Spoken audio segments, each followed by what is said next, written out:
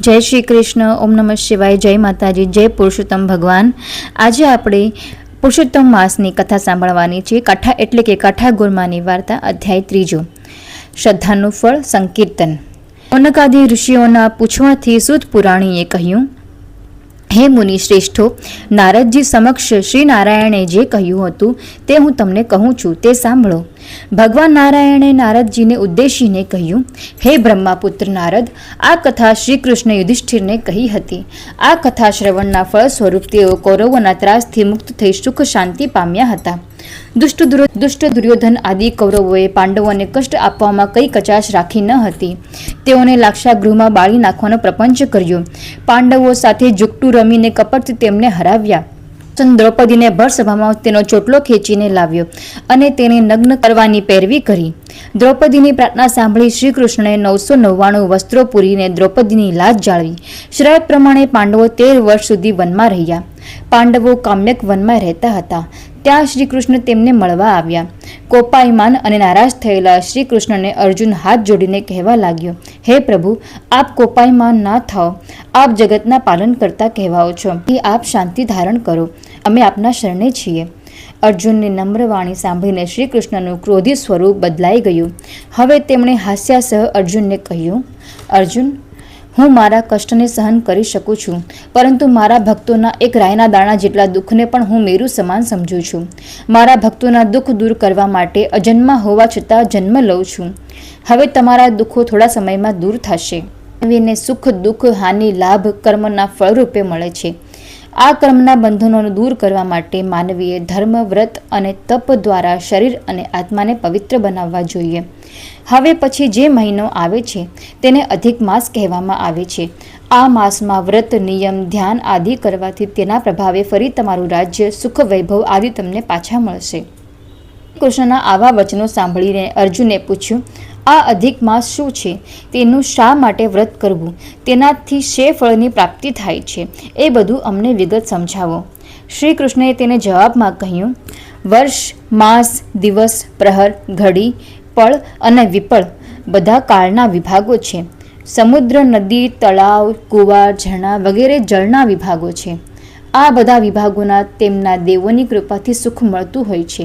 એવામાં સંજોગવશાત એક વધારાનો માસ ઉત્પન્ન થયું, પરંતુ આ માસનો અધિષ્ઠાતા દેવ ન હતો। આથી લોકો આ માસને મલમાસના નામે ઓળખવા લાગ્યા। વળી આ માસને મલિન માની ભાવિકો તે માસમાં સત્કાર્ય કરતા નહીં, કારણ કે આ માસમાં સૂર્ય એક જ રાશિમાં રહેતો હતો, તેથી લોકો તેને નિંદાપાત્ર ગણતા। આવી રીતે અડધૂત થયેલ આ મલમાસ બહુ નિરાશ થયો। કેટલીક વાર તેને અપઘાત કરવાનું મન પણ થતું। એકવાર વૈકુંઠ લોકમાં મારી પાસે આવ્યો અને આંસુભીની આંખે નમ્રતાથી તેણે પોતાનું દુઃખ કહેવાનું શરૂ કર્યું। શ્રી બૃહન્નારદીય પુરાણમાં પુરુષોત્તમ મહાત્મ્ય મલમાસ કથાનો આરંભ નામનો 3જો અધ્યાય સંપૂર્ણ। હવે પુરુષોત્તમ માસની પાવન કથા વાંચીએ। અનંતપુરમાં એક સુથાર રહેતો હતો। તેના કુટુંબમાં તેની પત્ની, 7 દીકરીઓ અને 2 દીકરા મળી કુલ 11 જણ હતા। દીકરીઓ મોટી હતી, જ્યારે 2 દીકરા નાના હતા। આખા કુટુંબના ગુજરાનનો ભાર તેના એકલા ઉપર હતો। તે લાકડા ઉપરની કલા કારીગરીમાં હોશિયાર હતો, તેથી ગામમાંથી તેને સુથારી કામ મળ્યા કરતું। તે ખાસ કરીને દેવ દેવીઓના નાના નાના મંદિરો બનાવતો। તે તેમાં એવી ઝીણી કોતરણી કરતો કે જોનારને 2 ઘડી જોઈ રહેવાનું મન થાય। સુથાર દિવસ ઉગે ત્યારથી મોડી રાત સુધી મહેનત કરતો, ત્યારે માંડ માંડ તેના ઘરનું ગુજરાન ચાલતું। વસ્તારી કુટુંબમાં એક જ જણ રડનાળ હોય ત્યારે જીવન નિર્વાહ ચલાવવો ભારે પડે છે।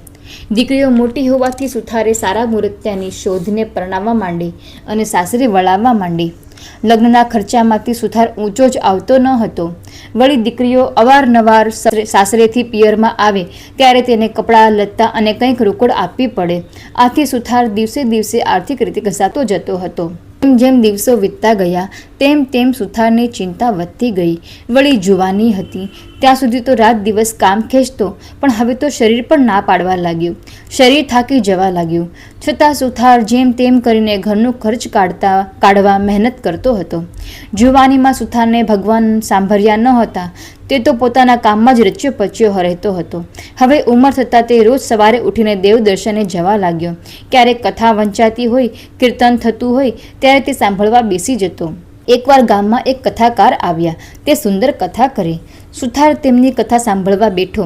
કથાકારે કહ્યું, પ્રાણ માત્રના ભરણ પોષણની ચિંતા દરરોજ ભગવાન રાખે છે. તે કીડીને કણ અને હાથીને મણ દેનારો છે. તે ભૂખ્યા ઉઠાડે છે પણ કોઈને ભૂખ્યા સુવાડતો નથી. છતાં માણસ ચિંતામાં અને ચિંતામાં આખી જિંદગી પસાર કરે છે. તે ભગવાન ઉપર ભરોસો રાખતો નથી. ભગવાન ઉપર ભરોસા રાખનાર કદાપી દુઃખી થતો નથી. ભગવાનને તેની ચિંતા કરવી પડે છે. કથાકારના આ શબ્દો સાંભળી સુથારને પસ્તાવો થવા લાગ્યો. તે વિચારવા લાગ્યો કે આખી જિંદગી મેં ઢસરડો જ કર્યો. કોઈ દિવસ શાંતિથી બેસીને ભગવાનનું નામ લીધું નથી. હજુ એ સમય છે. ભગવાનનું નામ લઉં, તેનું ભજન કરું, તેનું સ્મરણ કરું તો આ અવતાર તો એળે ગયો, પણ પરલોક તો સુધરી જશે. વિચાર કરતો કરતો સુથાર ઘેર આવ્યો અને તેની પત્નીને ઉદ્દેશીને કહ્યું, હવે મારાથી કામ થતું નથી, એ તો તું જાણે જ છે. હવે તો બની શકે તેટલું ભગવાનનું નામ લઉં. ભગવાન મને બળ આપશે તો થોડું ઘણું કામ કરીશ, જેથી આપણું ગુજરાન ચાલે. બાકીનો સમય ભગવાનની ભક્તિમાં ગાળીશ. 1000 હાથવાળો મારો નાથ આપણને મદદરૂપ થશે. પત્ની બોલી, તમારું કહેવું ખરું છે. તમે ઘણું વહેતરું કર્યું. હવે ભગવાન ઉપર શ્રદ્ધા રાખી તેની ભક્તિ પણ કરતા રહો.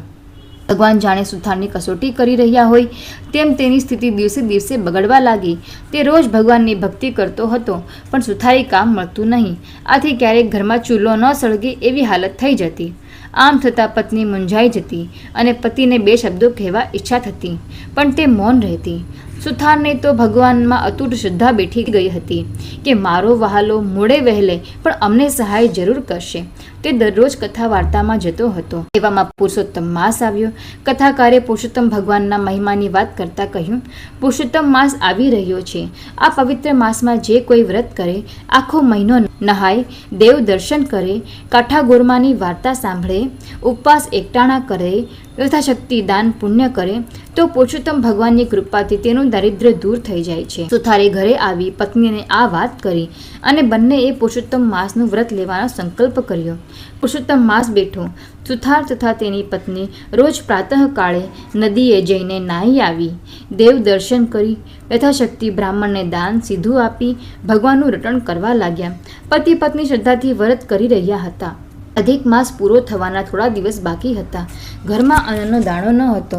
દરરોજ બ્રાહ્મણને સીધું કેવી રીતે આપવું તેની ચિંતા તેમને સતાવતી હતી. એક દિવસ સુથાર વહેલો ઉઠી દિશાએ જવા જંગલમાં ગયો. તે ઢાળ પડતી જગ્યાએ હાજત કરવા બેઠો. 2 દિવસના ઉપવાસ હતા, વળી ઢાળ હતો.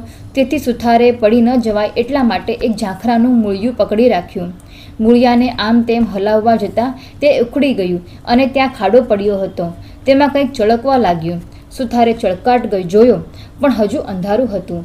તેથી તેને સમજ ન પડી કે અંદર શું છે. તે તો ત્યાં બેસી રહ્યો. અજવાળું થતાં તેણે જોયું કે ખાડામાં હીરા પડ્યા હતા. તે ચમકી રહ્યા હતા. તેનો સુથારને ખ્યાલ આવ્યો. સુથારે આનંદ અને હરખ સાથે હીરા ઉઠાવ્યા. તેણે જોયું તો તેની નીચે સોના મહોરો પડી હતી. માટી કાઢીને ખાડો જરા ઊંચો કર્યો તો તાંબાનો ચરુ દેખાયો. આખો ચરુ સોના મહોરથી ભરેલો હતો. આ બધું જોઈ સુથારના આનંદનો પાર ન રહ્યો. પછી વિચાર આવ્યો કે આ તો દાટેલું ધન, આ મારાથી ના લેવાય. પણ મારા ઘરમાંથી ચરુ નીકળ્યો હોય તો મારા હક ન ગણાય, પણ આ તો પાદરે પડેલું ધન, મારાથી ન લેવાય. હાલમાં પુરુષોત્તમ ભગવાનનું વ્રત કરું છું, તેથી પરધન લઉં તો પાપી કહેવાવ. આમ વિચારી સુથાર ચરુ લીધા વગર ઘેર પાછો ફર્યો. સુથાર રોજ દિશાએ જતો પણ બહુ વાર લાગતી નહીં. પણ આજ ઘણો સમય થવાથી સુથારની પત્ની ચિંતા કરતી બારણે ઊભી સુથારની પ્રતીક્ષા કરી રહી હતી. સુથારે ઘેર આવીને પોતાની પત્નીને સોનાના ચરુની વાત કરી. પત્ની તો આ વાત સાંભળીને રાજી થઈ ગઈ. દાટેલું ધન હાથમાં આવવા છતાં પતિને ખાલી હાથે પાછે ફરેલો જોઈ એ તો ગુસ્સે કરીને કહેવા લાગી, તમે તો સાવ ભગત થઈ ગયા. તમારે ક્યાં ચોરી કરવાની હતી? અરે, ઘરે બેઠા ગંગા આવી અને તમે કોરા જ રહ્યા. કર્મીનો પડ્યો કાણો જ હોય. ચાલો મને દેખાડો એ જગ્યા, હું એ ચરુ લઈ આવું. સુથાર કહે, એ તો અણહકનું ધન કહેવાય. એ લઉં તો મારી ભક્તિ એળે જાય. હવે તેલ તાવડો છોડો અને ચાલો મારી સાથે. લક્ષ્મી ચાંદલો કરવા આવી છે, એને વધાવી લ્યો. ભગવાન ઉપર મને શ્રદ્ધા છે. પારકા ધનને હું હાથ નહીં અડાડે. તારે જોઈતું હોય તો જઈને લઈ આવ. મારા ભગવાન મને ન્યાલ કરશે. હવે તો ઘરમાં બેઠા બેઠા ધનનો વરસાદ વરસાવશે. આ સાંભળી પત્ની તો કપાળ કૂટવા લાગી, પણ સુથાર એકનો બે ન થયો. એ બહુ ધમ પછાડા કર્યા. ત્યારે એણે એ સ્થળની નિશાની આપીને કહ્યું, તારે ચરુ જોઈતો હોય તો લઈ આવ, હું તો નહીં જાઉં. સુથારણે જવાની તૈયારી કરી એટલે સુથારે કહ્યું, સૂર્યોદય થતાં જ નદીએ નહાવા જવાનો આપણો નિયમ છે. જો એ નિયમ તૂટશે તો ભગવાન નારાજ થશે. છેવટે સુથારણે જીત છોડી બંને નદીએ નહાવા ગયા. જ્યારે સુથાર અને તેની પત્ની ઊંચા અવાજે સોના મહોરો ભરેલા ચરુની વાત કરી રહ્યા હતા ત્યારે તેમની બંનેની વાત પડોશણમાં રહેતો વાળંદ સાંભળતો હતો. જેવા સુથારણ નદીએ નહાવા ગયા કે તરત વાળંદે તેની પત્નીને ઉઠાડીને બધી વાત કરી. બંને તૈયાર થઈને ચરુ લેવા ઉપડ્યા. સુથારે વાતમાં જગ્યાની એંધણ બતાવી હતી. તે આશરે તેઓ ત્યાં પહોંચી ગયા. ચરુવાળી જગ્યાની ઉપર તાજી માટી વાળેલી હતી એટલે તેમને તરત જ તેની ખબર પડી ગઈ કે અહીં ચરુ છે. બંનેએ હાથોહાથ માટી ખોદી નાખી તેમણે જોયું કે ખાડામાં તો મોટા મોટા વીંછીઓ ખદબદતા હતા. આ દ્રશ્ય જોઈ બંને હેબતાઈ ગયા. તેમના આશ્ચર્યનો અને ગુસ્સાનો પાર ન રહ્યો. તેમણે મનમાં નક્કી કર્યું કે સુથારણે અમારું જૂનું વેર વાળવા માટે વીંછીઓ કરડાવવાનું આ કાવતરું રચ્યું લાગે છે. બસ હવે અમે તેને ખબર પાડી દઈએ ત્યારે જ ખરા. આવો વિચાર કરી તેમણે ખાડાવાળી માટીમાંથી વીંછીઓ ભરેલ ચરુ પોતાની સાથે લાવેલ ચાદરમાં બાંધી પોતાના ઘેર લઈ આવ્યા.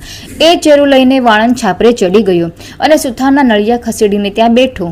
સુથાર અને તેની પત્ની સ્નાન કરીને પાછા આવ્યા. સુથાર ભગવાનની પૂજા કરવા બેઠો. લાગ જોઈને વાળંદે ચરુ ઊંધો વાળી દીધો. ખડીંગ ખડીંગ કરતી સોના મહોરો વરસી. સુથાર અને તેની પત્ની તો હેબતાઈ ગયા. સુથારની આંખોમાં આંસુ આવી ગયા. અરે રે ભગવાન, મારા માટે કેવું કષ્ટ લીધું. મેં ઘરે બેઠા ધન માંગ્યું તો તેમણે છાપરું ફાડીને સોના મહોરો વરસાવી. સુથારને પુરુષોત્તમ ભગવાનની ઉપર અપાર શ્રદ્ધા હતી.